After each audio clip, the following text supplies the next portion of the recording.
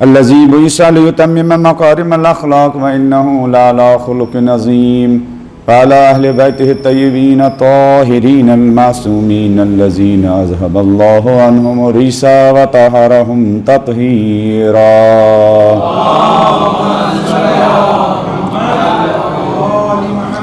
ولعنة الدائمة على أعدائهم أجمعين من الآن إلى قيام يوم الدين. أما بعد فقد قال أمير المؤمنين ألا وإن لكل مأموم إماما يقتدي به ويستزي بنور علمه. رب اشرح لي صدري ويسر لي أمري واحلل عقدة من لساني يفقهوا قولي.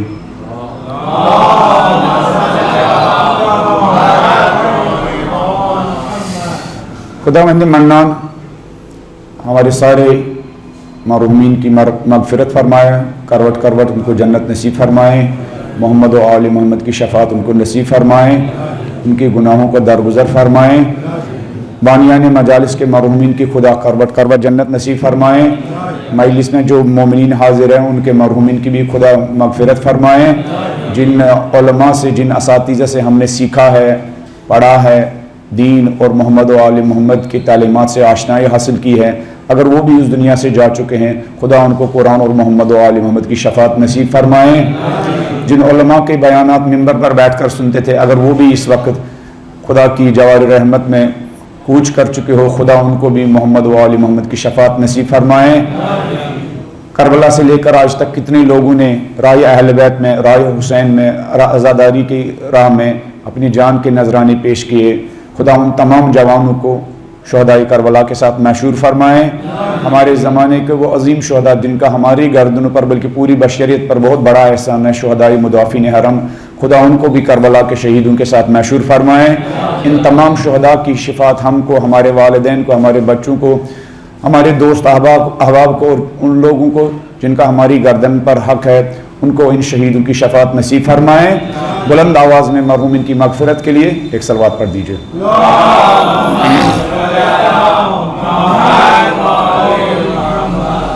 علی علیہ السلام کے کلام کی روشنی میں شیعہ، وہ شیعہ جس کی علی علیہ السلام سرزنش کرتے ہیں، وہ شیعہ جس کی علی علیہ السلام یاد کر کے روتے ہیں۔ نہج البلاغہ میں دونوں طرح کے شیعوں کا ذکر مولا علی علیہ السلام نے کیا ہے۔ وہ شیعہ جو دعویٰ کرتے تھے میدان عمل میں پیچھے رہتے تھے، ان کے بارے میں علی علیہ السلام نے کتنے سخت الفاظ استعمال کیے۔ وہ شیعہ جن کو مولا پکارتے تھے اور وہ لبیک کہہ کر حاضر ہو جاتے تھے، ان کو بھی مولا علی علیہ السلام نے کتنے بہترین الفاظ میں یاد کیا۔ پچھلی 3 مجالس میں ہم نے ان لوگوں کے بارے میں آپ کو بتایا جو اقتداء کرنے میں ناکام ہوئے، جنہوں نے اپنے وقت کے امام کو تنہا چھوڑا، جنہوں نے اپنے امام کا ساتھ نہیں نبھایا، جنہوں نے امام کو خون جگر پینے کے لیے مجبور کیا، جنہوں نے امام کی منصوبہ بندی کو بے اثر کر دیا۔ امام علی علیہ السلام کی جہاں تک منصوبہ بندی کا تعلق ہے، اس روئی زمین پر معصوم سے زیادہ بہتر منصوبہ بندی انسان کے لیے کوئی نہیں کر سکتا ہے۔ کیوں؟ منصوبہ بندی کے لیے پاک ذہن چاہیے۔ اہل بیت اطہار علی معصوم، ہر خطا سے پاک۔ منصوبہ بندی کے لیے انسان کے اندر مفاد نہیں ہونا چاہیے۔ اہل بیت انسانیت کے بے لوث خدمت گزار، لا نرید منکم جزاء ولا شکورا انما نطعمکم لوجہ اللہ، کہ ہم جب تمہارے ساتھ کوئی نیکی کرتے ہیں تو ہم تم سے جزا کی کوئی امید نہیں رکھتے ہیں، حتیٰ ہم تم سے یہ توقع بھی نہیں رکھتے ہیں کہ ہم نے تمہیں نیکی کی اور تم جا کے کل سڑک پر ہمیں ملو اور پھر ہم تم سے شکریہ کی امید رکھیں۔ نہیں، ہم اس شکریہ کی بھی امید کیا نہیں رکھتے ہیں۔ ہمارے نوجوان اس وقت خدمت انجام دے رہے ہیں، یہ جو اس پانی میں گرفتار ہوئے لوگ، اگر ان میں سے کوئی راستے میں مل جائے، کم سے کم ترین توقع جو ہمارے اندر ہوتی ہے یہ کہ اس کو یاد رہنا چاہیے فلڈ کے زمانے میں، مشکلات میں ہم اس کے گھر گئے تھے، ہم نے اس کے یہاں کھانا پہنچایا تھا، ارے یہ تو ایسے ہی چلا گیا، یہ احسان فراموش ہے. یہ بلند آواز میں ایک صلوات پڑھ دیجیے.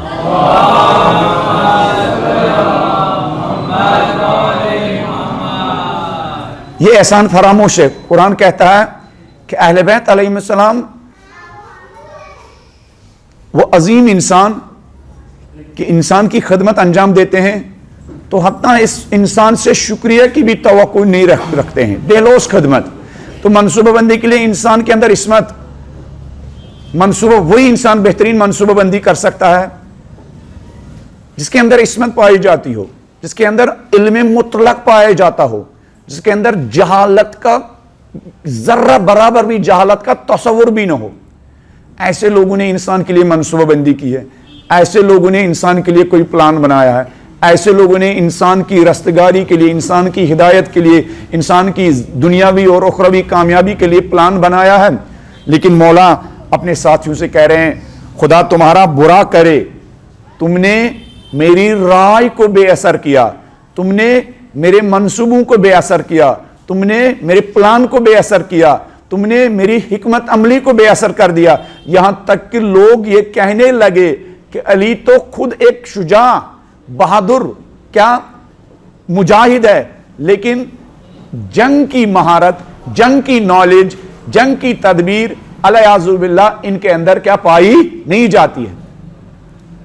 مولا فرماتے یہ تمہاری سستی کی وجہ سے لوگ کہہ رہے ہیں، یہ تمہاری غفلت کی وجہ سے یہ کہہ رہے ہیں، یہ تمہاری غیر ذمہ دارانہ انداز کی وجہ سے یہ کہہ رہے ہیں، یہ تمہارا بر وقت میری آواز پر لبیک نہ کہنے کی وجہ سے لوگ میرے بارے میں یہ رائے قائم کرنے لگے.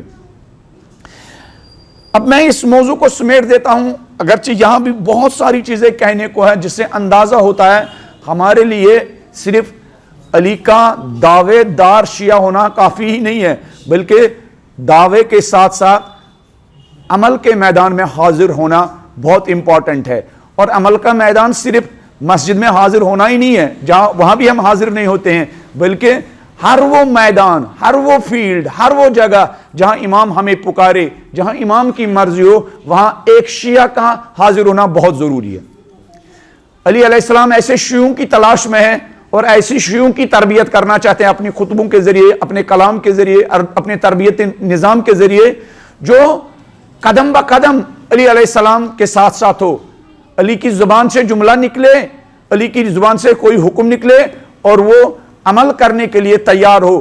علی اپنے وقت کی امام کی فرمان برداری کے لیے نہ وہ سختیوں کو ملاحظہ کرے، نہ وہ آرام کو دیکھے، نہ وہ دشمن کی کثرت کو دیکھے، نہ وہ اپنی کمزوری کو دیکھے. صرف ایک چیز مد نظر ہو، ہمیں حکم امام کی تعمیل کرنی ہے. ایسے شیعوں کی تلاش میں، ایسے شیعوں کی تربیت میں علی علیہ السلام بے چین ہو اور بے قرار ہے. نہج البلاغہ میں اقتداء کرنے والوں کے نمونے بتائے گئے جن کی اقتداء دیکھ کر مولا علی علیہ السلام بہت خوش ہوئے. بہت سارے نمونے مولا علی علیہ السلام نے نہج البلاغہ میں بیان کیے جن کی اقتداء دیکھ کر، جن کی تسلیم و رضا دیکھ کر، جن کی اطاعت دیکھ کر، جن کی ذمہ داری کو دیکھ کر، جن کی مشکلات کے باوجود میدان میں ڈٹ جانے کا انداز دیکھ کر مولا علی علیہ السلام بے انتہا خوش ہوتے تھے. چنانچہ خطبہ نمبر 182 میں مولا علی علیہ السلام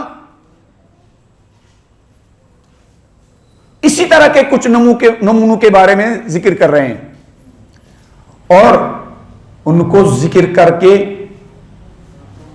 رو رہے ہیں.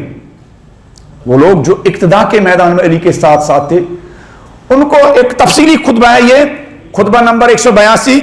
اس میں مولا علی علیہ السلام فرماتے ہیں، جنگ کا ذکر کیا، یہ اس خطبے کے بارے میں ہے کہ یہ خطبہ مولا علی علیہ السلام نے اپنی شہادت سے 1 ہفتہ پہلے دیا ہے. یہ خطبہ مولا علی علیہ السلام نے اپنی شہادت سے 1 ہفتہ پہلے دیا ہے. مولا علی علیہ السلام یاد کر رہے ہیں ان لوگوں کو جنہوں نے اطاعت میں کوئی کسر نہیں چھوڑی. مولا یاد کر رہے ہیں ان لوگوں کو جنہوں نے اقتداء کا حق ادا کیا. مولا یاد کر رہے ہیں ان لوگوں کو جنہوں نے ذمہ داری کا حق ادا کیا. ان لوگوں کو یاد کر رہے ہیں جنہوں نے واقعاً اپنے عمل سے ثابت کر دیا ہم علی والے ہیں، جو نعرے لگانے والے نہیں، جنہوں نے عمل سے ثابت کر دیا ہم علی والے ہیں. اور یہ اندازہ لگائیے مولا کی خوبصورتی کے ساتھ اور کس درد کے ساتھ. ایک شیعہ وہ ہوتا ہے جو اپنی بے عملی سے علی کو رلاتا ہے، ایک شیعہ وہ ہے جس کا عمل دیکھ کر علی علیہ السلام کیا اس کے فراق میں رو رہے ہیں. دونوں رلا رہے ہیں، ایک اپنی بے عملی کی وجہ سے علی کو رلا رہا ہے، ایک کا عمل دیکھ کر اس کے فراق میں علی علیہ السلام رو رہے ہیں. ایک کی بے عملی اور غیر ذمہ داری کو دیکھ کر رو رہے ہیں، ایک کے ذمہ داری کا احساس، ایک کی اطاعت کا احساس، ایک کی اقتداء کا احساس جب علی کو یاد آتی ہے تو علی کیا اپنی محاسن مبارک کو پکڑ کر رو رہے ہیں. مولا فرماتے ہیں این اخوانی الذین رکبوا الطریق ومضوا علی الحق، کہاں ہیں میرے وہ بھائی، کہاں ہیں میرے وہ انصار، کہاں ہیں وہ میرے ساتھی جو سیدھے راستے پر چلے، کہاں ہیں وہ میرے ساتھی جو سیدھے راستے پر چلے اور حق کی راہ پر گامزن رہے. علی علیہ السلام کو وہ یاد آ رہے ہیں، علی علیہ السلام کو وہ یاد آ رہے ہیں، اور پھر ان لوگوں کا ان کا نام بھی لے رہے ہیں جن کی یاد آ رہی ہے علی علیہ السلام کو. جب اپنے ساتھیوں میں غریب تھے، جب ہزاروں انسانوں میں علی علیہ السلام غربت اور تنہائی محسوس کر رہے تھے، علی ان گنے چنے شیعوں کو، اطاعت شار شیعوں کو، اقتداء کرنے والے شیعوں کو یاد کر رہے ہیں. کہاں ہے وہ میرے دوست، کہاں ہے وہ میرے انصار جو سیدھے راستے پر چلے اور حق کے راستے پر گامزن ہوئے. پہلی کوالٹی اپنے شیعوں کی یہ بتائی، حق کے راستے پر گامزن رہنے والے، صحیح راستے پر گامزن رہنے والے.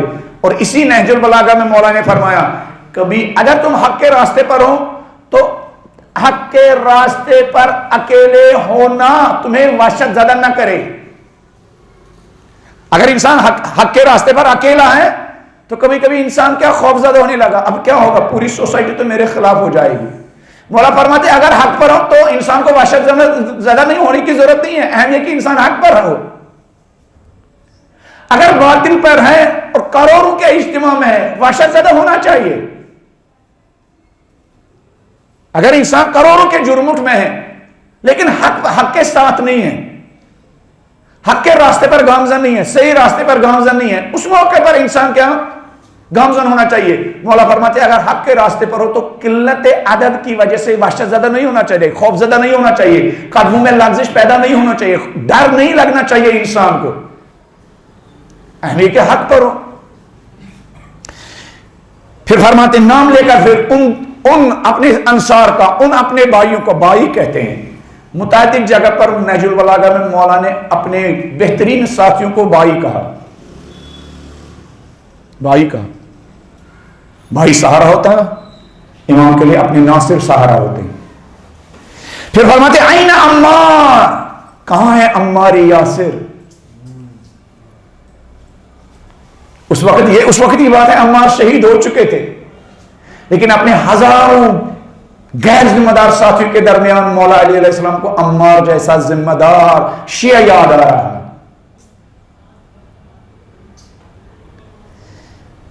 وَأَيْنَ ابن التِّحَان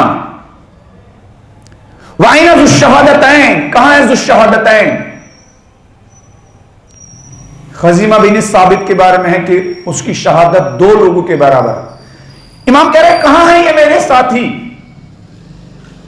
جو منتظر ہوتے تھے کہ امام کے ان لبان مبارک سے کون حکم صادر ہوتا ہے ہم اس پر عمل کرنے کے لیے تیار ہو جائیں. اور نہ رات دیکھتے تھے، نہ دن دیکھتے تھے، نہ اپنی قلت دیکھتے تھے، نہ دشمنوں کی کثرت دیکھتے تھے. پھر آگے چل کر فرماتے ہیں وَأَيْنَ نُظَرَاؤُهُم مِّنْ إِخْوَانِهِمْ، کہاں ہیں میرے اور وہ ساتھی جو انہی جیسے تھے، عمار جیسے تھے، ذو الشہادتین جیسے تھے، کہاں ہیں وہ اور لوگ.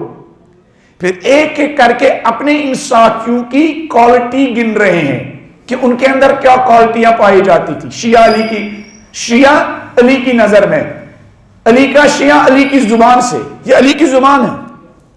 کوئی علی ہمیں بتا رہے ہیں بھائی میں ایسے شیعوں کی تلاش میں ہوں، مجھے بھیڑ بھاڑ کی ضرورت نہیں ہے، مجھے وہ قطن وہ بھیڑ بھاڑ ضرورت نہیں ہے جو نعرے تو جن کے بلند ہو لیکن عمل کے میدان میں وہ پیچھے ہو. کہہ بھی رہے ہیں ایک خطبے میں جس میں مذمت کی ہے، ان سے بھی کہا بھی ہے کہ تقولون فی المجالس کیت کیت، تمہاری جب مجلسیں ہوتی ہیں، تمہاری جب محفلیں ہوتی ہیں، تمہارے جب جلوس ہوتے ہیں، تمہارے دعوے کتنے بڑے ہوتے ہیں.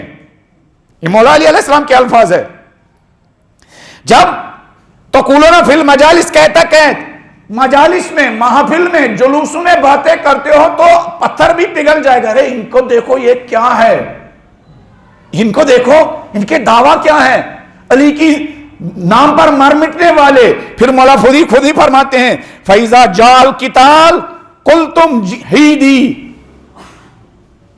اور جب ذمہ داری نبھانے کا ٹائم آتا ہے تم بہانوں پر بہانہ بناتے ہو.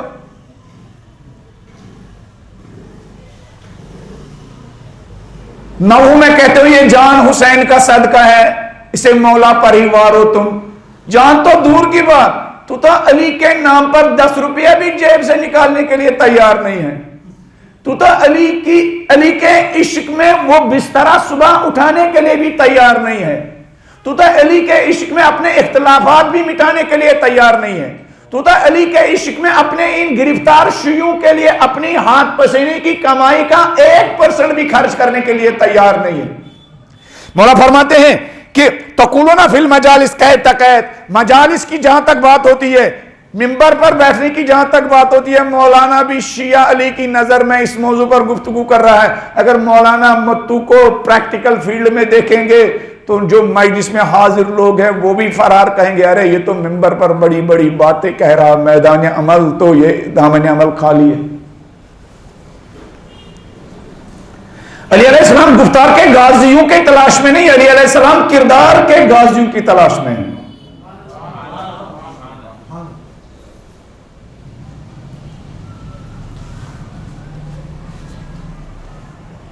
پھر مولا ما عزت دعوت من دعاکم، ایسے غیر ذمہ داری جن کے مجالس میں اتنا شور ہے، جن کی محفلوں میں اتنا شور ہے کہ پورے حیدرآباد کی نیند حرام کر دیتے ہیں. پھر مولا فرماتے ہیں ما عزت دعوت من دعاکم، اے مجلسوں میں محفلوں میں شور مچانے والوں، کوئی انسان جو تمہارے دعووں کو دیکھے وہ کبھی عزت کا، وہ کبھی کامیابی حاصل نہیں کر سکتا ہے. ما عزت دعوت من دعاکم، وہ انسان جو تمہیں پکارے، وہ کیا، جو تم سے مدد مانگے وہ کبھی کامیاب نہیں ہوگا. تمہارا حال یہ ہے، شور تمہارا بہت بلند ہے، شعور تمہارا بہت پست ہے. شعور میں تم، شور مچانے میں تم بہت آگے آگے ہو، لیکن اس شور کے پیچھے شعور نہیں ہے. یہ اس بھیڑ بھاڑ میں نظم نہیں ہے، اس دیر تک جاگنے میں حکمت اور دانائی نہیں ہے.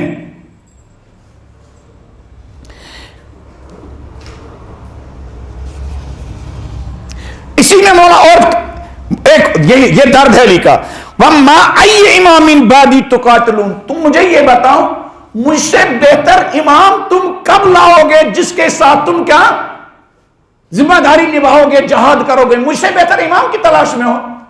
آج کل لوگ کہتے ہیں نا بھائی رہبریت، لیڈرشپ کی کمی ہے نا، کہتے ہیں نا قوم کے اندر لیڈرشپ کی ہے نا، لوگ کہتے ہیں نا جس قوم کو علی جیسا رہبر ملا تو اس قوم کا تو علی خود ہی حال بتا رہے ہیں. مولا فرما رہے وَمَا أَيِّ إِمَامٍ بَعْدِي تُقَاتِلُونَ، مگر تم کس امام کے انتظار میں ہو، مجھ سے بہتر تھوڑی امام ملے گا. مجالس کا جہاں تک ان کا تعلق ہوتا ہے. پھر فرماتے وَأَيْنَ النُّظَرَاءُ مِنْ إِخْوَانِهِمْ الَّذِينَ تَعَاقَدُوا عَلَى الْمَنِيَّةِ، کہاں ہے عمار جیسے لوگ، کہاں ہے ابن تیہان جیسے لوگ، کہاں ہے ذو الشہادتین جیسے لوگ جنہوں نے امام کے راستے میں جان بازی کی، جنہوں نے امام کے راستے میں قربانی کی، جنہوں نے امام کے راستے میں اپنی کیا جان ہتھیلی پر لینے کا عہد اور وعدہ اور عقد پڑا ہے ہمارے ساتھ. کہاں ہے وہ؟ جنہوں نے ایمان کے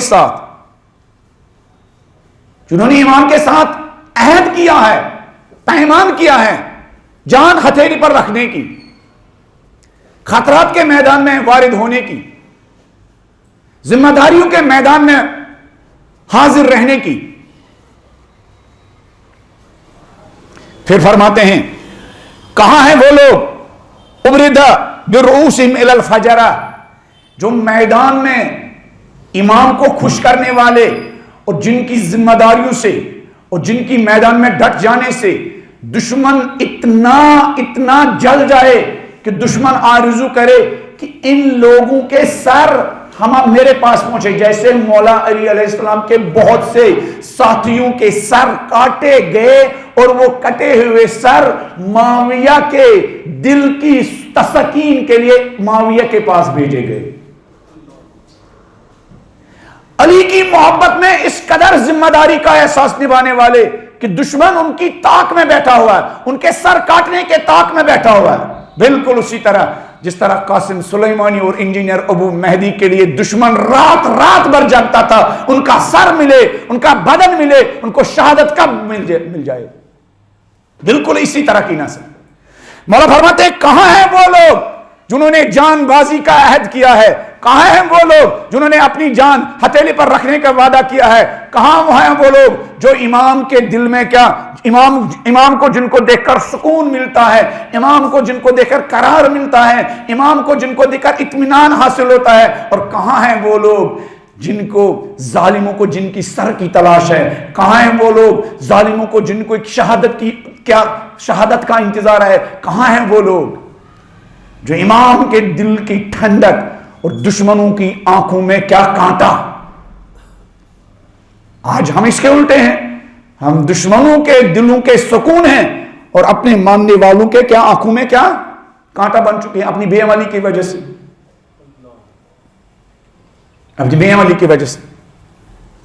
شیعہ وہ ہیں جسے تمام محروموں کو سکون ملے، جسے تمام محروم انسانیت خیر اور بلائی کی امید رکھے۔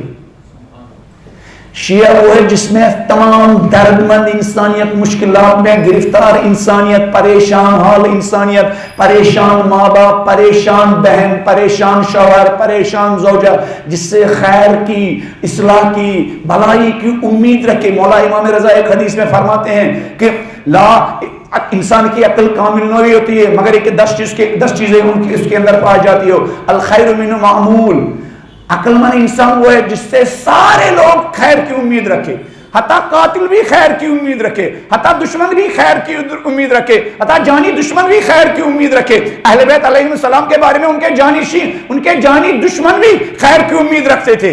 نبی رحمت جن کی شہادت کے ایام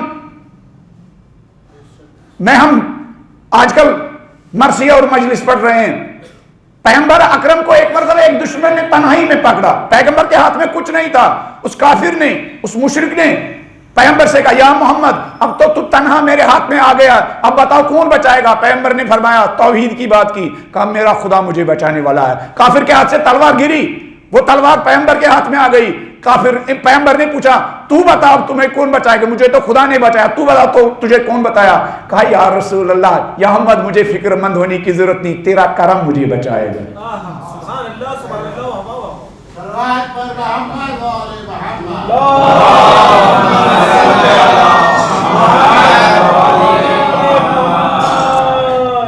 تیرا کرم بچائے گا۔ اندھیرا ہے، لائٹ نہیں ہے، لیکن یہ ظاہری لائٹ، اس کے سائے میں صرف کھانا وغیرہ اور دنیا کا کام کیا جا سکتا ہے۔ لائٹ تو نہج البلاغہ کی لائٹ ہے جس سے دلوں کی تاریکی دور ہوتی ہے، روحوں کی تاریکی دور ہوتی ہے، کردار کی تاریکی دور ہوتی ہے، فکروں کی تاریکی دور ہوتی ہے، شعور کی تاریکی دور ہوتی ہے، عقل کی تاریکی دور ہوتی ہے۔ ہم نے ظاہری لائٹ کے لیے بہت خرچ کیا ہے، لیکن دلوں کے اندر جو تاریکی ہے اس تاریکی کے بارے میں ہم فکر مند نہیں ہیں۔ ہمارے بچے جب جاتے ہیں بڑے بڑے شہروں میں، یورپ اور امریکہ بڑے بڑے شہروں میں جاتے ہیں، پھر واپس آتے ہیں، وہاں تو رات میں بھی دن کا احساس ہوتا ہے۔ ہاں وہاں رات میں بھی دن کا احساس ہوتا ہے ظاہری اعتبار سے، ورنہ وہاں کرداروں میں، نیتوں میں، ذہنوں میں اتنی تاریکی ہے نہ پوچھو۔ وہاں اتنی تاریکی ہے نہ پوچھو. وہ گھر جس میں 1000 واٹ کا لمپ کیا لگا ہوا ہوتا ہے, وہاں اتنی کردار کی تاریکی ہے, وہاں اتنی فکر کی تاریکی ہے, وہاں اتنی شعور کی تاریکی ہے. جس انسان کو زندگی گزارنے کا سلیقہ نہ ہو وہ روشنی میں بھی اندھیرے میں ہے. جس انسان کو اپنے امام کے ساتھ جو میرا ریلیشن ہونا چاہیے وہ کس ڈگر پر ہونا چاہیے, جس کا اپنے امام کے ساتھ جو رشتہ اور ریلیشن ہونا چاہیے اس کا پتہ نہ ہو, وہ دن کے اجالے میں بھی کیا تاریکی اور اندھیرے میں, اندھیرے میں.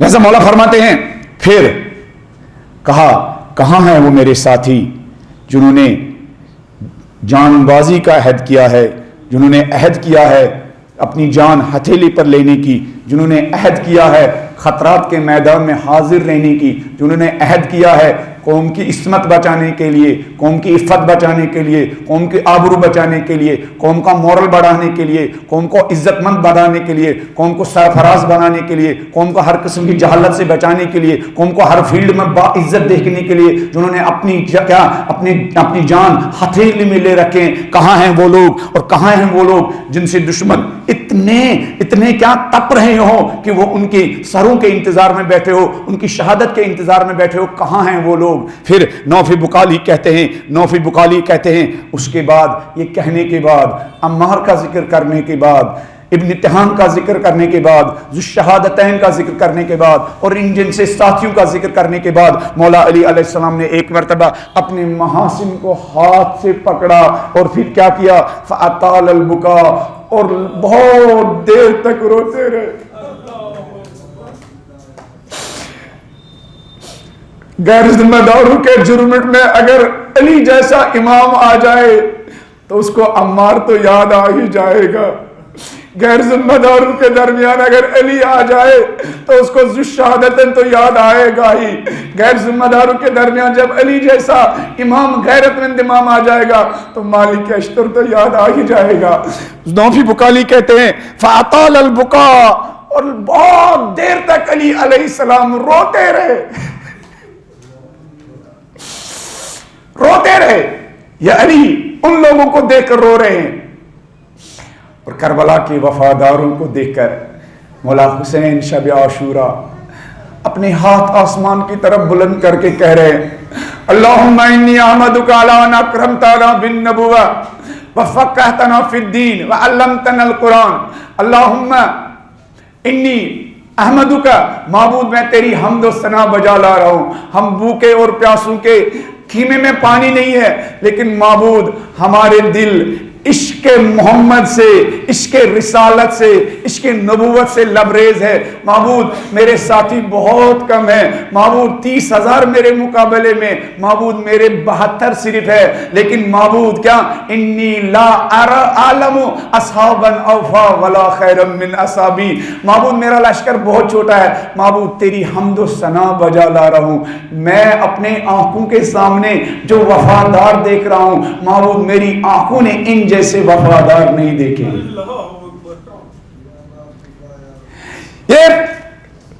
یہ سید الشہداء کے والد, یہ سید الشہداء یا علی علیہ السلام اپنے غیر ذمہ دار ساتھیوں کے درمیان عمار جیسے وفاداروں کو یاد کر کے رو رہے ہیں. اور یہ فرزند علی, یہ فرزند زہرا اپنے ساتھیوں کی وفاداری کو دیکھ کر, احساس ذمہ داری کو دیکھ کر, بھوک ہے, سختیاں ہیں, ساری سختیاں ہیں, لیکن خالق کی بارگاہ میں ہاتھ بلند کر کے شکریہ بجا لا رہے, حمد و ثنا بجا لا رہے. معبود تیری بہترین حمد و ثنا. معبود میرے 72 ساتھی صرف ہے, معبود یہ 72 جسم ہے, یہ ایک روح ہے. معبود میرے نانا کو ان جیسے وفادار نہیں ملے, میرے بابا کو ان جیسے وفاداروں کی تلاش تھی, میرے حسن بھائی حسن مجتبیٰ کو ان جیسے وفاداروں کی تلاش تھی. وفا. پھر نوفی بکالی کہتے ہیں مولا نے بہت دیر تک گریہ کیا. وہ قوم کبھی رستگار نہیں ہو سکتی جو اپنے امام کو رلائے. वो कौम कभी रस्तगार नहीं हो सकती है जिससे दुश्मन खुश हो, जिसको दुश्मन कैरेक्टर सर्टिफिकेट दे, लेकिन वक्त का इमाम उनके कैरेक्टर को देखकर क्या जार रोए। जिनको जिनके दुश्मन जिनको देखकर उनकी बिदातों के लिए दुश्मन सबीले लगाए, उनकी बिदातों को अंजाम देने के लिए दुश्मन उनको फैसिलिटी फराहम करे, लेकिन पर्दे गैब में रहकर इमाम उनकी बिदअतों को देखकर जार रोता होगा। ये रोने का सिलसिला सिर्फ अली तक महदूद नहीं है। हमारे कितने इमामों ने रोया अपने पैरोकारों की बेअमली देखकर। मुझे से हकीर तालिब इल्म,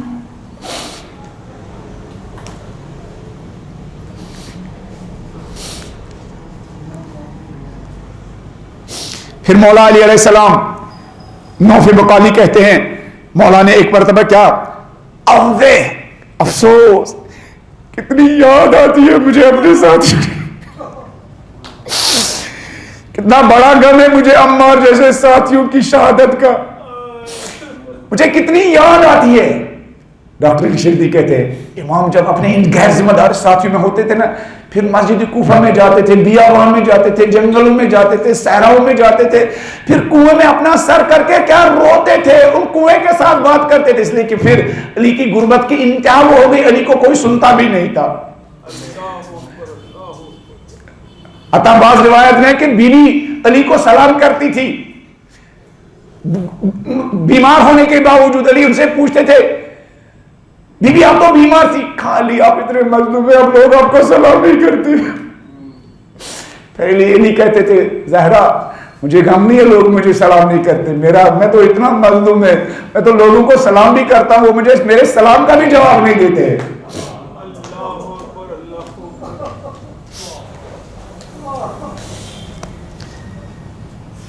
अब वे अफसोस, कितनी याद आती है, कितना गम है। अला इख्वानी अल्लज़ीन तलबुल कुरान फअहकमू, मौला अब अपने साथियों की क्वालिटी बयान कर रहे हैं। ये है खत अली, ये है मंशूर अली, ये आलमी तर्ज जिंदगी के क्या बुनियादें। ये अब जिनकी याद आ रही ना, मौला उनके अंदर क्या चीज पाई जाती थी। पहले एक चीज ये बताई कि वो हक के रास्ते पर गामजन थे, वो सही रास्ते पर गामजन थे। दूसरी क्वालिटी ये बताई कि उन्होंने क्या जान की बाजी का अहद किया था, अपनी जान हथेली पर रखकर इमाम की इताअत और फरमाबरदारी और इक्तिदा का अहद किया था। अब दूसरी क्वालिटी बयान कर रहे हैं, अफसोस कहां गए मेरे वो साथी। मौला कौन साथी, उनके अंदर क्या हुनर पाया जाता था, उनके अंदर क्या कमाल पाया जाता था कि वो आपको दावतों पर दावतें कर रहे थे। क्या वो आपके 13 रजब में आपके लिए बड़ी बड़ी महफिलें करते थे? क्या वो आपके नाम पर बड़े बड़े नारे लगाते थे? क्या वो आपके नाम पर बड़े बड़े जुलूस करते थे? क्या आपकी और ज़हरा की शहादत के मुनासिबत पर वो मजलिस में डांस करते थे? अलायाज़ु बिल्लाह। मौला की रूह कहेगी ऐसे लोगों का मुझसे क्या राबिता है। मेरा सिलसिला तो पाक लोगों का सिलसिला है, मेरा सिलसिला तो मोहम्मद मुस्तफा का सिलसिला है, मेरा सिलसिला तो क्या तय्यब व ताहिर इंसानों का सिलसिला है, मेरा सिलसिला तो शरीफ इंसानों का सिलसिला है। ऐसे हॉलीवुड और बॉलीवुड की नकल करने वालों का मुझसे क्या राब्ता है। उनकी जबान पर ठीक मेरा नाम हो, लेकिन मेरा जबान पर नाम होना काफी नहीं है जब तक उनका किरदार में, उनके किरदार में मेरे किरदार की झलक नजर ना आती हो, मैं उनका अपना मानने के लिए तैयार नहीं हूं। मौला फरमाते हैं कितनी याद आती है मुझे अपने भाइयों की, कितनी याद आती है मुझे अपने साथियों की। कौन साथी? अला इख्वानी अल्लज़ीना तलबुल कुरान फअहकमू। मुझे कितनी याद आती है मेरे नौजवानों, मैं अपने आप से कह रहा हूं, मत्तू नमाज पहले पढ़ रहा है, मौला बता रहा है खत अली क्या है, अली का रास्ता क्या है, अली का तर्ज जिंदगी। आज नारे भी लगते हैं मजलिसों में, अली का तर्ज जिंदगी। अली का तर्ज जिंदगी कहां पाया जाता है? हमारे घरों में, हमारी मजलिसों में कहां है अली का तर्ज जिंदगी? कहां है मेरे वो साथी जब वो कुरान की तिलावत करते थे तो मजबूती के साथ, इस्तेकामत के साथ कुरान की तिलावत करते थे। یعنی گویا یہ علی کہنا چاہتے ہیں میرے ساتھی جو قاری قرآن تھے، میرے ساتھی جو قرآن کا فہم رکھتے تھے، میرے ساتھی جو قرآن پر عمل کرنے والے تھے، میرے ساتھی جن کی قرآن سے دوستی تھی، میرا عمار جس کی زبان پر قرآن تھا، میرا ابن تہان جس کی زبان پر قرآن تھا، میرا ذو الشہادتین جس کا اوڑھنا بچھونا قرآن تھا، جس کی دل کی اور روح کی غذا قرآن تھی، اور قرآن کو انہوں نے کیا مضبوطی کے ساتھ تھام کے رکھا تھا، کربلا کے شہیدوں کی طرح۔ رات کے اندھیرے میں شب عاشورہ پانی کی کوئی سبیل نہیں، مولا نے کہا علمدار جا کے مہلت لے لو نا۔ مولا کس لیے؟ عباس یہ آخری رات ہے نا، رات کو جی بھر کے نماز پڑھیں گے، اپنی روحوں کو سیراب کریں گے۔ مولا اور کیا کرنا ہے؟ عباس جا کے ان سے مہلت لے لو نا، تلاوت کتابیں، عباس جاؤ ان سے مہلت لے لو نا، میں تو فاطمہ کا فرزند ہوں، وہ تو لوریوں میں ہمیں قرآن سناتی تھی، وہ تو ہمیں دودھ پلاتے پلاتے کیا ہمیں آسیہ گرداں و لب قرآن سنا، ہم تو اس ماں کے فرزند ہیں۔ جب وہ چکی چلاتی تھی تو چکی چلاتے چلاتے ہاتھ سے ہماری پیٹ کی اور جسم کی غذا تیار کرتی تھی، اور لبوں پر قرآن کی تلاوت اور آیتیں ہوتی تھی، اور ان آیتوں کے ذریعے ہماری روحوں کا غذا کا اہتمام کرتی تھی۔ عباس جاؤ، اس رات میں بھوک کے عالم میں مجھے پانی کے اتنا نہیں ستائے گا، مجھے قرآن کی تلاوت کا شوق ہے، ان سے کہو آج رات مہلت دو، جی بھر کے نماز پڑھیں گے تلاوت تک کتابیں، اور آج رات جی بھر کے قرآن کی تلاوت کریں گے۔ سیرت کو سیرت سے ملائیے، وہ علی کی سیرت جو اپنے ساتھیوں کے بارے میں، کہاں ہیں میرے وہ ساتھی جو قرآن کی تلاوت کرتے تھے، جنہوں نے قرآن کو مضبوطی سے تھام کے رکھا تھا۔ اور یہ علی، اور کہاں فرزند زہرا مولا حسین جو اپنے علمدار سے کہتے ہیں عباس تم جاؤ مہلت مانگو۔ اگر عام لوگ ہوتے، اگر ہم جیسے لوگ ہوتے تو کہتے بھوک اور پیاس میں قرآن کو کیا کرنا ہے؟ حسین کہیں گے نہیں، ہم تو وہ ہے جن کو اس غذا سے زیادہ روحانی غذا ستاتی، پیاس اور شدت ستاتی ہے۔ پھر فرماتے جاؤ ان سے مہلت لو، آج رات قرآن کی تلاوت کریں گے، آج رات نمازیں پڑھیں گے، آج رات استغفار کریں گے، آج رات کیا دعائیں پڑھیں گے۔ فَهُوَ يَعْلَمُ، عباس میرا خدا جانتا ہے، انی احب الصلاۃ، مجھے اپنی ماں فاطمہ کی طرح نمازوں سے محبت ہے، میرا خدا جانتا ہے مجھے اپنے بابا علی مرتضیٰ کی طرح تلاوت قرآن سے پیار ہے۔ یہ علوی طرز زندگی، یہ حسینی طرز زندگی، یہ امامت سلسلہ در سلسلہ، ہم کہتے ہیں نہ ہوں میں سلسلہ در سلسلہ، نہ ہوں میں سلسلہ در سلسلہ، کردار میں سلسلہ در سلسلہ کہاں ہے؟ ہاں آئینہ کہاں ہے؟ کہاں ہے؟ اخوانی الذین طلبوا القرآن فاحکموا، کہاں ہیں میرے وہ ساتھی؟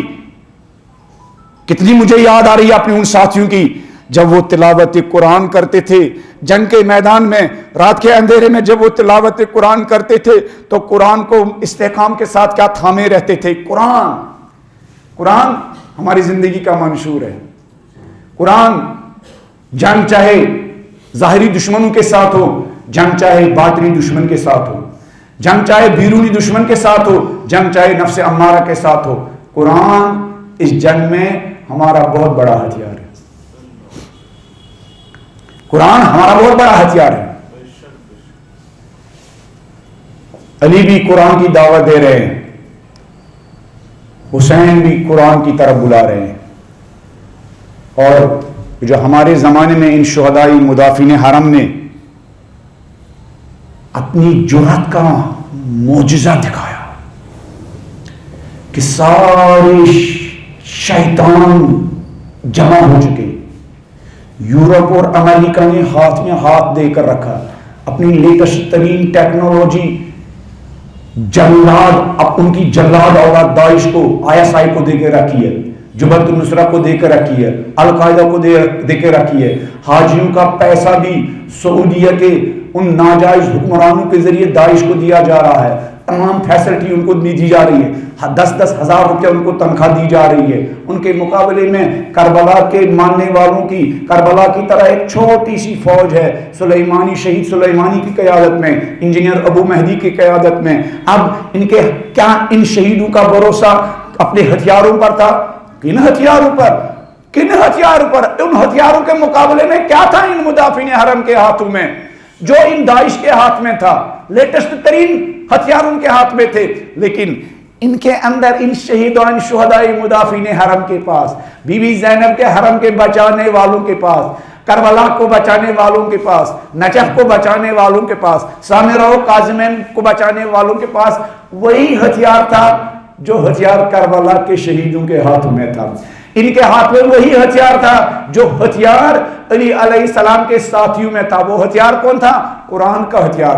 اس شہید قاسم سلیمانی کے بارے میں ہیں، شہید قاسم سلیمانی کے بارے میں ہیں، ایک مرتبہ یہ اپنے گاؤں ایک فاتح کی چہارم کی مجلس میں آئے، جس کو آپ زیارت کی مجلس کہتے ہیں۔ زیارت کی مجلس آپ کس مجلس کو کہتے ہیں؟ چہارم کا یا چہلم کو؟ سیوم کو، سیوم کی مجلس میں، کہیں سیوم کہیں چہارم، جو اموات کی ایصال کے لیے مجلس رکھی جاتی، یہ بھی اس مجلس میں حاضر ہوئے۔ وہاں قرآن کی تلاوت ہو رہی تھی۔ وہاں اس علاقے کی رسم کے مطابق ایک آدمی پڑھتا تھا، پھر دوسرا آدمی پڑھتا تھا، پھر تیسرا آدمی پڑھتا تھا، ایسے ایک ایک کر کے سب بلند آواز میں قرآن کی تلاوت کر رہے تھے۔ جب ان کا شہید سلیمانی کا ٹرن آیا، ان کی نوبت آئی، ان کی باری آئی، تو انہوں نے قرآن کی تلاوت کی، لیکن قرآن ہاتھ میں لیے بغیر حفظ سے زبانی پڑھنے لگے۔ پورا جو فاتح، جو اس مجلس میں لوگ حاضر تھے، جوان حاضر تھے، سب تعجب کرنے لگے، مگر قاسم سلیمانی کو قرآن بھی حفظ ہے، قرآن بھی زبانی یاد ہے، یہ تو 40 سال تک میدانی جنگ میں رہا، اس کو کہاں فرصت ملی ہے قرآن حفظ کرنے کی؟ جب فاتح کی مجلس ختم ہوئی، جوانوں نے شہید کو گھیرا، کہا سلیمانی صاحب تعجب ہے، کہا کس بات کا؟ کہا آپ نے جو اپنے ایک صفحہ قرآن کا تلاوت کا پڑھنا تھا، آپ نے تو حفظ سے پڑھا، زبانی پڑھا، مگر آپ کو فرصت ملتی ہے؟ کہا ہاں فرصت ملتی ہے، جب میں طولانی سفر کے لیے جاتا ہوں، میں گاڑی کے پیچھے بیٹھتا ہوں، قرآن ہاتھ میں لیتا ہوں اور قرآن کی تلاوت بھی کرتا ہوں، قرآن کو حفظ بھی کرتا ہوں۔ یہ میرے سوشل میڈیا اور 4G اور 5G کے اسیر جوانوں، یہ قاسم سلیمانی ہمارے لیے عبرت ہے۔ یہ کیوں کامیاب ہوا ان دشمنوں کو شکست دینے میں؟ اس لیے کہ اس نے صحیح معنوں میں علی کے ساتھیوں کا طرز زندگی اپنا طرز زندگی بنایا تھا۔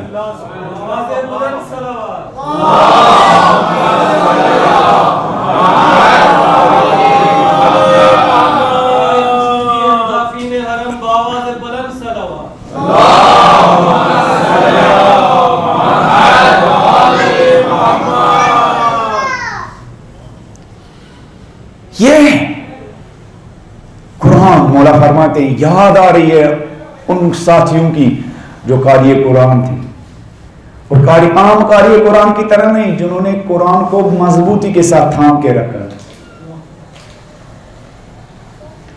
جنہوں نے قرآن کو مضبوطی کے ساتھ تھام کے رکھا تھا، ان قاریان قرآن کی یاد آ رہی ہے۔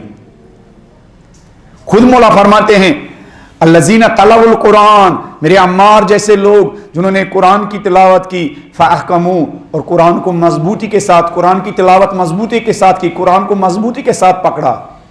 قرآن، مگر اس دور میں قرآن کے علاوہ ہمارا کون سا سہارا ہو سکتا ہے؟ قرآن سے بڑا کون سا، قرآن اور اہل بیت کے علاوہ کون سا ہمارا سہارا ہو سکتا ہے؟ ہماری مجلسوں میں تو حدیث ثقلین پڑھی جاتی ہے، خطیب اس کے بارے میں نقطوں پر نقطے لگاتے جا رہے ہیں، ہماری زندگی میں کہاں قرآن ہے؟ ہماری زندگی میں کہاں قرآن ہے؟ ہمارے نوجوانوں کے کیریکٹر میں کہاں قرآن ہے؟ کہاں ہے ہماری زندگی میں قرآن؟ ہماری بہنوں بیٹیوں کی زندگی میں کہاں قرآن ہے؟ ہماری بہنوں بیٹی کی زندگیاں تباہ ہو جاتی ہے اپنا کچن ٹھیک کرتے کرتے، اس گھر کو ڈیکوریٹ کرتے کرتے۔ گھر کو کب تک ہم ڈیکوریٹ کریں گے؟ گھر کا اور گھر کے افراد کا سارا دار و مدار اس ماں کی قرآن سے الفت اور قرآن سے رشتے پر منحصر ہے۔ ان شہداء کی ماؤں نے بچوں کو دودھ پلایا، قرآن کی لوریاں سنا سنا کر دودھ پلایا ہے۔ میں نے اس سے پہلے بھی کسی مجلس میں کہا، شہید علم الہدا جب ایران میں زندان میں تھے، شاہ کے زندان میں، آج بھی جب انسان جاتا تو انسان کانپنے لگتا، اتنا ڈرونا زندان۔ موزہ عبرت میوزیم اس کا نام ہے، جس میں رہبر کتنے سالوں تک جیل وہاں کاٹی ہے، اسیر رہے، جس میں ایران کی بڑی بڑی ہستیاں اسیر رہی ہے۔ اسی میں ایک شہید نوجوان آپ ہی جیسا ایک اسٹوڈنٹ، علم الہدا، شہید علم الہدا، ان کے ایک ساتھی گئے, ملاقات کے لیے ٹائم لیا. ان کے ساتھی کا کہنا جب میں اس کوٹری کے قریب گیا جہاں علام الہدا تھا, اندر جانے کی اجازت نہیں تھی, کھڑکی سے ایک وہ پنجرہ نما ایک چیز ہوتی تھی, جب میں اس کے قریب گیا اندر سے اس کے کمرے سے اتنی بدبو آ رہی تھی مجھ سے رہا نہیں گیا, میں نے اپنی ناک بند کر دی اور میں پیچھے ہٹا. اتنی بدبو آ رہی تھی, اتنی اذیت دی جا رہی تھی ان شہداء کو, اتنی تکلیف دی جا رہی تھی ان شہداء کو. ان کو رفع حاجت کے لیے وہی مجبور کیا جاتا تھا, ان کو اگر قائے آتی تھی وہ وہیں پر پڑی رہتی تھی, لیکن اتنی تمام تر سختیوں کے باوجود چونکہ ان کا ایمان زندہ تھا وہ ان سختیوں میں جیتے تھے. پھر یہ شہید علم الہدا کا ساتھی کہتا ہے میں نے دور سے شہید سے کہا آپ کو لیے میں گھر سے کچھ بیچ سکتا ہوں, کپڑے بھیجوں, پرفیوم بھیجوں, سینٹ بھیجوں, نئے کپڑے بھیجوں. کہنے لگے ان کا ساتھی کہہ رہا نہ کپڑوں کی بات کی, نہ کچھ فیسلٹی کی بات کی, نہ یہ پرفیوم کی بات کی, نہ یہ بدبو مٹانے کے لیے کسی دوا کی بات کی, اپنی روح کی دوا کی بات کی. کہا اگر اجازت ملی تو میرے لیے قرآن بھیج دینا, میرے لیے قرآن بھیج دینا. جو اس وقت پوری دنیا سوشل میڈیا کی وجہ سے جو تاریخ ہو چکی ہے, تاریخ ہے, تاریخ, گھر تاریخ, زندگیاں تاریخ, ہر جگہ ہم تاریخ ہے. اس تاریخ میں جو روشنی ہے وہ روشنی قرآن ہے. اس تاریکی میں جو روشنی ہے ہماری زندگیوں تاریکی, ہماری گھروں کی تاریکی, ہماری کریکٹر کی تاریکی, ہماری دوستوں کی تاریکی. منبر پر بیٹھنے والے مجھ جیسے حقیر و ذلیل طالب علموں کی زندگی کی تاریکی کو جو دور کر سکتی ہے وہ روشنی, وہ قرآن کی روشنی ہے, وہ قرآن کا نور ہے جو ہماری زندگی کی کیا تاریکی دور کر سکتے. مولا فرماتے ہیں مجھے یاد آتی ہے اپنے ان ساتھیوں کی جن کی زندگیوں میں قرآن کا نور تھا. رو رہے ہیں اپنی محاسن مبارک کو پکڑ پکڑ کر کے, مولا رو رہے ہیں, زار و قطار رو رہے ہیں. قرآن قرآن. اب ہمارے قرآن کے ساتھ کیا رشتہ ہے؟ بس مجلس شروع ہونے سے پہلے قرآن کی تلاوت کی جائے گی. کوئی مرا اس کی جو زیارت کی یا سوم کی چہاروں کی مجلس ہوگی وہاں پر قرآن کی تلاوت ہوگی. گھروں کے اندر جو تاریکی ہے وہ تاریکی کیسے دور کریں گے؟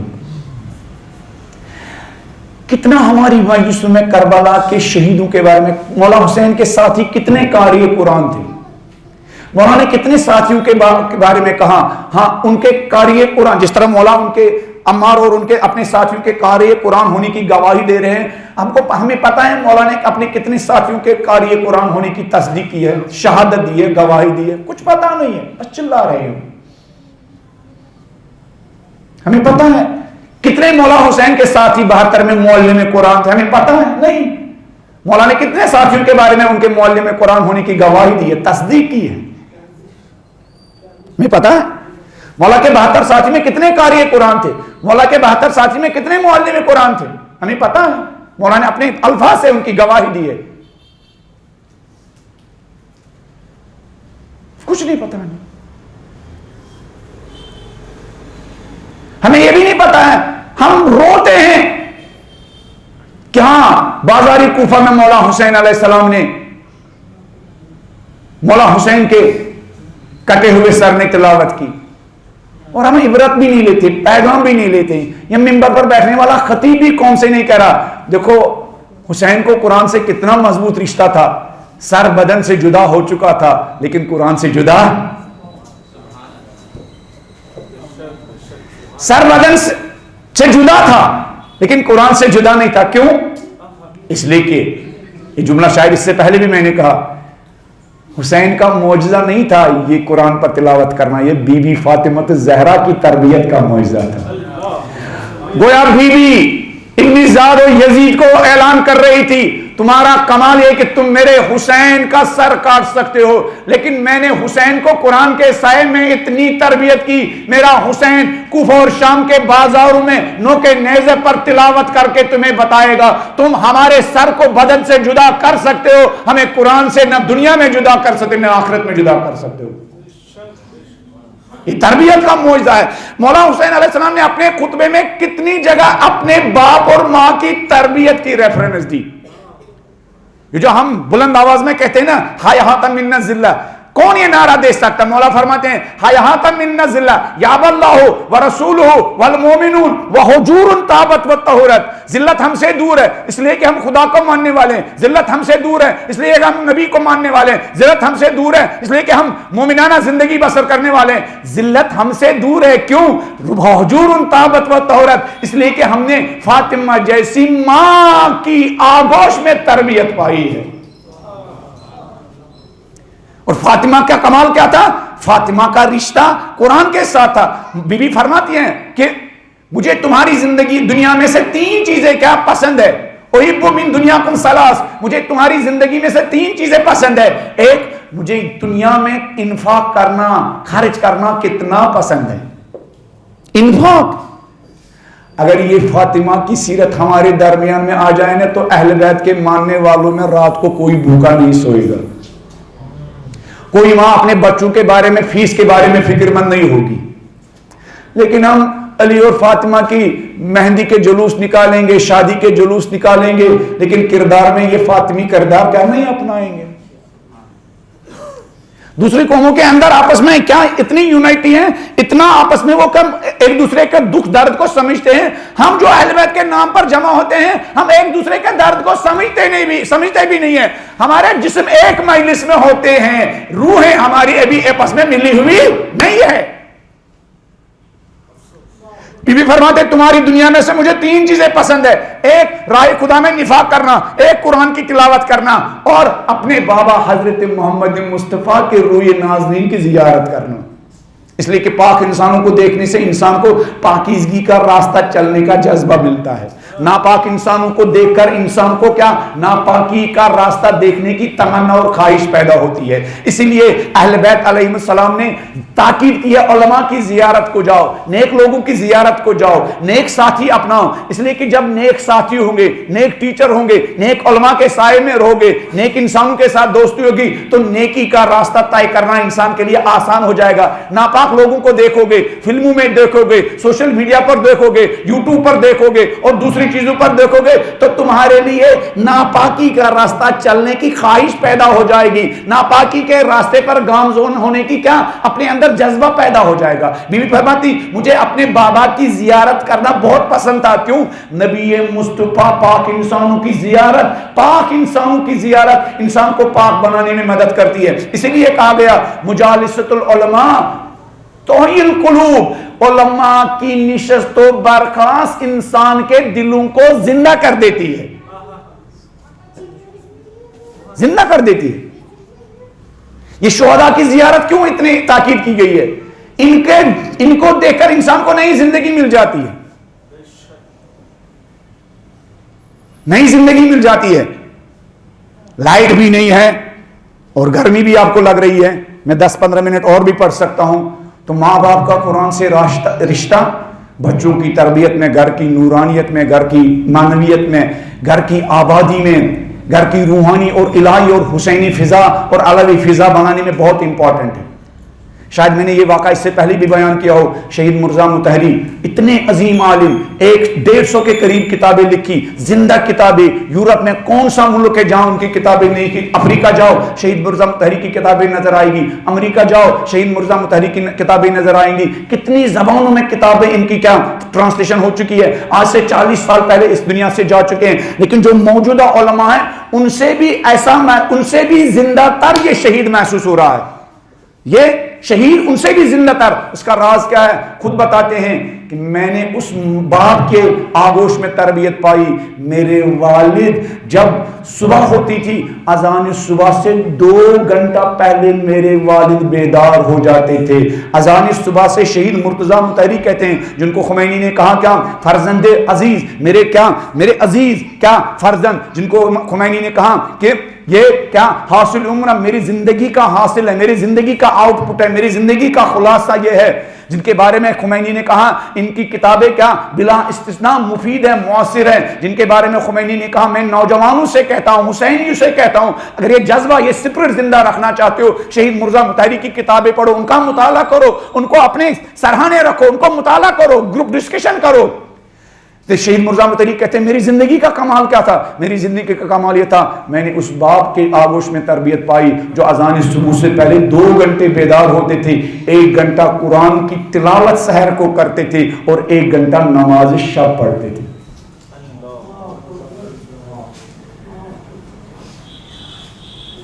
صرف نیک اولاد کی آرزو کرنے سے اولاد تھوڑی نیک ہوتی ہے، ماں باپ کو بھی محنت کرنے کی ضرورت ہے۔ صرف بچوں کے گلے میں تعویذ ڈالنے سے بچے تھوڑی نیک ہو جائیں گے، ماں باپ کو بھی فاطمہ کی طرح کیا محنت کرنے کی ضرورت ہے۔ صرف مجلس کا تبرک کھلانے سے بچے تھوڑی نیک ہو جائیں گے، ان کو مجلس کا بنیادی پیغام فاطمی طرز زندگی سے آشنا کرنے کی بھی ضرورت ہے۔ صرف بچوں کو علم کے ساتھ چومنے سے صرف بچے صرف تربیت یافتہ ہو جائیں گے، ان کو ان علمداروں کی سیرت بتانی۔ وہ علم کس کے ہاتھ میں تھا؟ علمدار کربلا کے ہاتھ میں تھا۔ علمدار کربلا نے کیا کہا؟ علمدار کربلا نے کہا واللہ ان قطعتم یمینی انی احامی ابدا عن دینی، قسم بخدا ٹھیک ہے تم نے میرے دونوں بازو قلم کیے لیکن انی احامی ابدا عن دینی، لیکن میں ہمیشہ دین کی کیا نصرت کرتا رہوں گا۔ یعنی یہ دونوں بازو دین کی نصرت کے لیے قلم کیے گئے ہیں۔ اگر علم ہاتھ میں ہے لیکن دین کی نصرت کا جذبہ نہیں ہے تو روح علمدار ہم سے بیزار ہوگی۔ علمداری یعنی امام کے ساتھ وفاداری، علمداری یعنی نائب امام کے ساتھ وفاداری، علمداری یعنی دین کے محافظ اور دین کے پاسداروں کے ساتھ وفاداری۔ اگر ہاتھ میں علم ہو دین کے ساتھ بغاوت کا جذبہ ہو، اگر ہاتھ میں علم دو امام زمانہ کے جانشینوں کے ساتھ کیا ان کے ساتھ بغض و کینہ ہو، ان کے ساتھ نفرت ہو، ان کا احترام نہ ہو تو روح علمدار ہم سے بیزار ہوگی۔ ان امام الصادق الیقینی نجل النبی الطاہر الامینی، کہ میں نے دین کی حمایت کے لیے یہ بازو قلم کیے، میں نے نبی کے نواسے اور اپنے امام کی نصرت کے لیے یہ بازو قلم کیے۔ تو بچوں کو یہ سمجھانا ضروری ہے، بچوں کو ہاتھ میں علم دو اور ان کو بتاؤ یہ علمداری کیا چیز ہے، ان کو بتاؤ ہم یہ علم کیوں اٹھاتے ہیں، ہم ان کو یہ بتائے بیٹا یہ عباس قلم ہے۔ بیٹا پوچھے کون عباس؟ کہیں گے وہی جس نے اپنی امام کی نصرت کے لیے کیا اپنے بازو کٹائے، جس نے اپنی امام کے ساتھ وفاداری کے لیے اپنے یہ بازو کٹائے، جو اب ایک ماں کی پاک تربیت کا نتیجہ تھا۔ علمدار جیسا عباس جیسا علمدار ام البنین جیسی ماں کی تربیت کا نتیجہ تھا۔ اس لیے میں نے اس سے پہلے بھی کہا ہر شہید کے پیچھے ایک ماں کا کردار نظر آئے گا، ہر شہید کے پیچھے ایک عورت کا کمال نظر آئے گا، ہر شہید کے پیچھے ایک ماں ہے، ہر شہید کے پیچھے ایک ماں ہے۔ حسین کے پیچھے فاطمہ الزہرا کا کردار ہے، علمدار کے پیچھے ان کی ام البنین کا کردار ہے، ہر شہید کے پیچھے۔ اور جو لوگ حسین سے ملے وہاں بھی کل بھی جیسے لوگ وہاں بھی ایک عورت کا کردار نظر آئے گا۔ تو ضرورت اس بات کی ہے ان مجالس کے صدقے میں ہمیں قرآن کے ساتھ اور رابطہ بڑھانے کی ضرورت ہے۔ علی جن شیعوں کو یاد کر کے رو رہے ہیں، علی کو جن شیعوں کی یاد آ رہی ہے، علی کو جن ساتھیوں کی یاد آ رہی ہے، ان ساتھیوں کی یاد کیوں آ رہی ہے؟ اس لیے کہ علی دیکھ رہے ہیں ان کے اندر کیا خصلتیں پائی جاتی ہیں۔ علی کو یاد آ رہی ہے عمار یاسر کی، کیوں؟ علی کو یاد آ رہا عمار جنگ کے میدان میں بھی کتنی قرآن کی تلاوت کرتے ہیں۔ علی کو ذوالشہادتین یاد آ رہے ہیں، کیوں؟ ان کو پتا ہے ذوالشہادتین نے قرآن کو کس طرح تھامے رکھا تھا۔ علی کو ابن تہان کی یاد آ رہی ہے، علی کو مالک اشتر یاد آ رہے ہیں کہ وہ قرآن کے پیغام پر کس قدر عمل کرنے والے تھے۔ حسین علیہ السلام کے ساتھیوں نے بھی قرآن کو مضبوطی کے ساتھ پکڑ کے رکھا تھا، حسین علیہ السلام کے ساتھیوں نے بھی قرآن کو مضبوطی کے ساتھ پکڑ کے رکھا تھا۔ حسین کے ساتھیوں نے رات کے اندھیرے میں کتنی قرآن کی تلاوت کی اور ایک دوسرے کو وتواصوا بالحق وتواصوا بالصبر۔ حسین علیہ السلام کے ساتھیوں کو قرآن سے کتنا زیادہ عشق تھا، حسین علیہ السلام کے ساتھیوں کو تلاوت قرآن سے کتنی محبت تھی۔ حسین علیہ السلام کے علمدار کو قرآن سے کتنی محبت تھی. جب مولا نے کہا جا کے ان سے مہلت لو، مولا نے علمدار نے یہ نہیں کہا مولا آج رات قرآن پڑھنے کی تھوڑی مہلت ہے، نہیں. جب مولا نے کہا چونکہ علمدار کے رگوں میں بھی وہی خون تھا جو خون حسین علیہ السلام کے رگوں میں تھا، اطاعت اور فرمان برداری کر کے علمدار نے مہلت لی. اور رات بھر علمدار اور ان کے ساتھی رات بھر تلاوت قرآن کر رہے ہیں، نمازیں پڑھ رہے ہیں. روز عاشورہ جب وفادار ایک کر کے جا رہے تھے تو ایک مرتبہ وفادار کا سالار حسین سے اجازت لینے آیا. ایک مرتبہ وفاداروں کا سپہ سالار اپنے آقا اور مولا سے اجازت لینے کے لیے آیا. آزاد روح حسین علیہ السلام نے کہا علمدار میں کیسے اجازت دوں؟ علمدار تو میری امید ہے، تو میری لشکر کا سالار ہے میرے علمدار. شاید علمدار نے کہا ہوگا مولا میں جس لشکر کا سالار تھا مولا وہ لشکر میدان کربلا میں پڑا ہوا ہے مولا. مولا میں جس لشکر کا سالار تھا مولا اس لشکر میں کوئی نہیں بچا ہے مولا. مولا میں جس لشکر کا سالار تھا مولا اس لشکر میں سوائے حضرت علی اصغر کے کوئی نہیں بچا ہے مولا. ایک مرتبہ حسین نے خیمے سے مشکیزہ نکالی، علمدار کے ہاتھ میں تھمائی. اطاعت، فرمان برداری، اقتدا. کیا علمدار یہ لو دیکھ رہے ہو بچوں کی رونے کی آواز آ رہی ہے. علمدار دیکھنے رہے ہو بچوں کی رونے کی آواز آ رہی ہے. علمدار دیکھ رہے ہو بچوں کی پیاس سے تڑپنے کی آواز آ رہی ہے. علمدار نے مشکیزہ لیا. یہ نہیں کہا مولا یہ تو جنگ کا مقام ہے، میں کیسے پانی لاؤں؟ نہیں، وفاداری، اقتدا، فرمان برداری. علمدار نے مشکیزہ لیا، تیزی کے ساتھ ان لعینوں کے لشکروں کو چیرتے ہوئے نہر فرات میں وارد ہوئے. مشکیزہ سکینہ کو پانی سے بھرا. دور سے لوگ دیکھ رہے کہ حضرت علمداری کربلا نے ایک چلو پانی ہاتھ میں لیا، اپنے منہ کے قریب کیا اور فوراً پھینک دیا اور اپنے آپ سے کہا علمدار کی منہ میں حسین پیاس سے تڑپ رہے. علمدار وفا کا یہ تقاضا نہیں ہے، امام پیاس سے تڑپ رہے ہو، امام کے بچے پیاس سے تڑپ رہے ہو اور تو نہر فرات کا یہ گوارا وہ ٹھنڈا پانی پیے گا. فوراً وہ پانی پھینک دیا اور وہ جس راستے سے گئے تھے اس راستے سے نہیں آئے، تیزی کے ساتھ خیموں کی طرف آ رہے تھے. ایک مرتبہ اشقیاء نے دیکھا علی کا بیٹا خیموں میں پانی لینے میں کامیاب ہو رہا ہے کہ لعینوں نے تیروں کی بارش کی. ایک لعین نے علمدار کا ایک بازو کاٹا، علمدار نے مشکیزہ مضبوطی سے تھاما. علمدار کا دوسرا بازو بھی جب کاٹا گیا علمدار نے مشکیزہ اپنے دانتوں میں سنبھالی. ان لعینوں نے اتنے تیر برسائے مشکیزہ چلنی ہوئی. علمدار گھوڑے سے نیچے آئے، اپنے امام کو آواز دی میرے حسین میرے مولا علمدار کا سلام قبول کیجئے. حسین نے علمدار کی آواز سنی، اپنی کمر تھام لی، کمر تھام کے کہا اللہ ان کا ذرا ظاہری میرے علمدار اب تو میری کمر ٹوٹ گئی.